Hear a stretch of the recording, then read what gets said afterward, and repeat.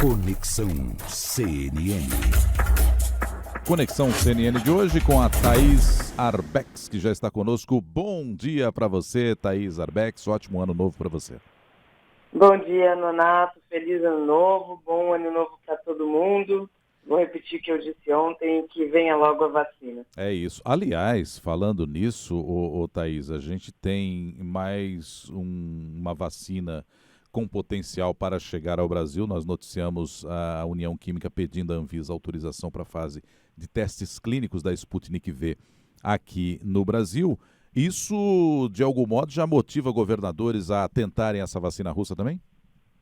É isso, Nonato. Então, logo que a União Química foi à Anvisa para pedir autorização para essa fase de testes clínicos aqui no Brasil, alguns governadores já começaram a procurar a farmacêutica para tentar fechar aqueles memorandos de intenção de compra. Só que o que eu apurei foi o seguinte, que a farmacêutica, a União Química, ela tem prioridade, ela quer priorizar o Plano Nacional de Vacinação, ou seja, fechar o contrato com o governo federal. E as conversas já começaram. A União Química tem uma capacidade para produzir no primeiro trimestre desse novo ano 8 milhões de doses por mês. E o preço dela também se mostra um pouco mais vantajoso, Nonato. Hoje a dose da Sputnik V está $10. Mas o presidente da União Química aqui no Brasil tem dito que pode chegar a $5. A mais barata acho que continua sendo a de Oxford, né? Que, pelo que a Denise Odoris tem contado para a gente, fica aí mais em conta que todas. E a Sputnik V, com essa possibilidade de chegada aqui, é claro que esses governadores querem efetivamente também.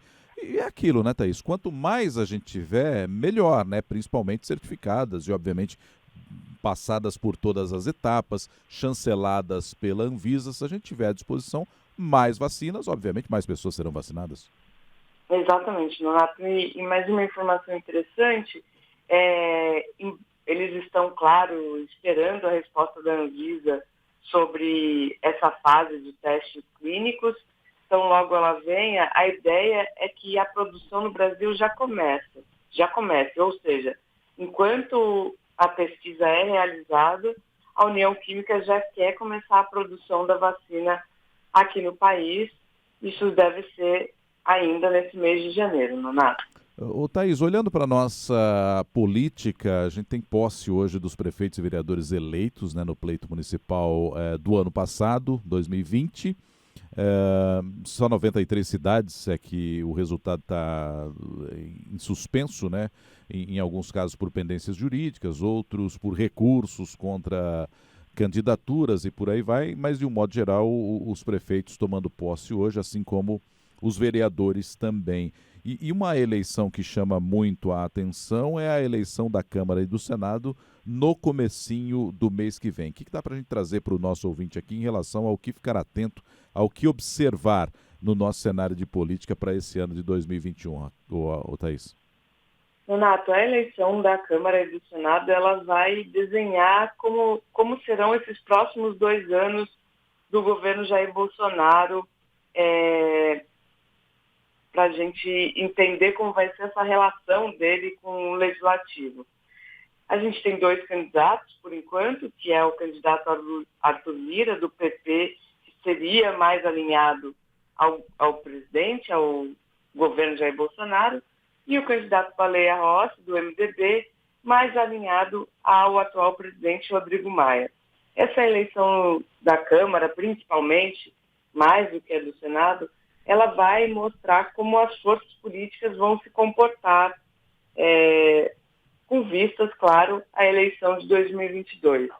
Na semana que passou, a gente viu o presidente da Câmara dando uma entrevista dizendo que o arco de alianças para a eleição da Câmara é uma sinalização para 2022 e a gente tem que ficar atento a isso para ver se, de fato, vai se comportar dessa maneira ou se o candidato mais alinhado ao governo é quem vai levar a presidência da Câmara. muitas emoções até o dia 1º de fevereiro, Nonato. Emoções, articulações, bastidores, tudo isso a gente vai acompanhando aqui na CNN Rádio também. E fala-se até numa possibilidade de reforma ministerial, pelo menos uma mexida ou outra em alguns ministérios do presidente Bolsonaro, né? Exatamente, Nonato. Essa eleição da Câmara e do Senado estão atreladas a uma reforma ministerial. A ideia é que logo depois do resultado, logo depois da eleição das 2 mesas diretoras, o presidente Jair Bolsonaro faça uma mexida no seu governo. É uma reforma que sobre a qual a gente tem falado há muito tempo, se especula há muito tempo, mas a ideia é que ele, de fato, acomode as forças políticas no governo. Dê espaço aos partidos políticos nos ministérios, vindo nessa toada de aproximação com os partidos do chamado Centrão, Nonato. Que foi essa discussão que teve até com a possibilidade, ou pelo menos, do Davi Alcolumbre assumir algum ministério, e ele posteriormente recusou, né? Exatamente. Por enquanto essa recusa ainda está no campo do bastidor, mas a gente, pelas informações que a gente tem, ela tende a se concretizar. O ministro Celso de Mello também se aposenta, é outro destaque desse ano de 2021, Thaís? O ministro Marco Aurélio Mello. Isso, né? Marco Aurélio Mello, Celso de Mello que se aposentou nesse ano. O ministro Marco Aurélio Mello é o próximo ministro a se aposentar no meio do ano, e é mais um fato que a gente tem que ficar de olho, porque vai ser mais uma vaga que o presidente Jair Bolsonaro terá para indicar no Supremo Tribunal Federal. Que é a segunda que a gente falava quando o presidente tomou posse, né? A primeira do Marco Aurélio, do Celso de Mello, agora do Marco Aurélio Mello. São essas 2 indicações. O Nunes Marques foi na primeira e fica essa expectativa de quem pode substituir o Marco Aurélio Mello nesse ano, né? Exatamente. Agora, com essa nova vaga, volta toda aquela conversa sobre os nomes que a gente já havia cogitado para a vaga do Celso de Mello, que acabou sendo Nunes Marques, um nome que ninguém nunca tinha falado, e tem que ficar muito atento para o fato do presidente poder colocar de fato o que ele chama de uma pessoa terrivelmente evangélica. Há uma expectativa muito grande na área evangélica, nos aliados evangélicos, mas como a indicação do Nunes Marques pegou todo mundo de surpresa, a gente não pode descartar nenhuma possibilidade, Nonato. Agora, Thaís Arbex, é um ano que não será eleitoral, né, como foi 2020, a eleição fica para 2022, mas tem uma apreciação do Supremo que pode interferir em 2022, né?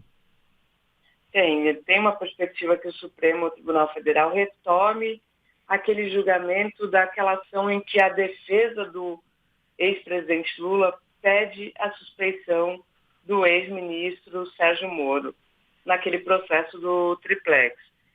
A gente está com esse julgamento parado na segunda turma da Corte. Hoje já existem 2 votos contrários à suspeição de Moro, faltam 3.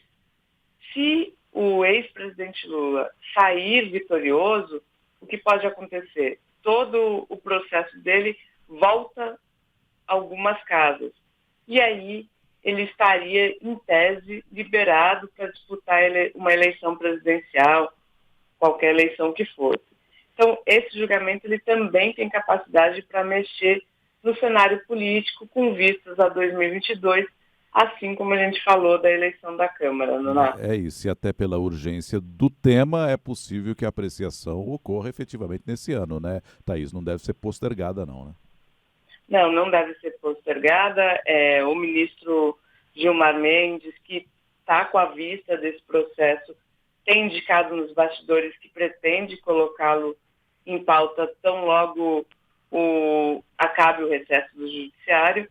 E acredito que vai ser um julgamento que a gente vai acompanhar já nesse início de 2021, Nonato. É isso, são algumas perspectivas que a Thaís Arbex traz aqui para a gente, alguns temas para a gente ficar antenado, ligado, acompanhando de perto, porque, como ela descreveu, mexem e muito com o tabuleiro da política e, consequentemente, com a nossa vida, com a nossa sociedade, com o nosso dia a dia. Thaís Arbex, obrigado e bom fim de semana para você. Nos falamos na segunda e aí com a volta do nosso time todo, né? Leandro e Yuri já voltam segunda-feira para a gente fazer aquele conexão com 4 pessoas. Combinado? Obrigada, Nonato. Bom fim de semana para você, bom fim de semana a todos. Para nós.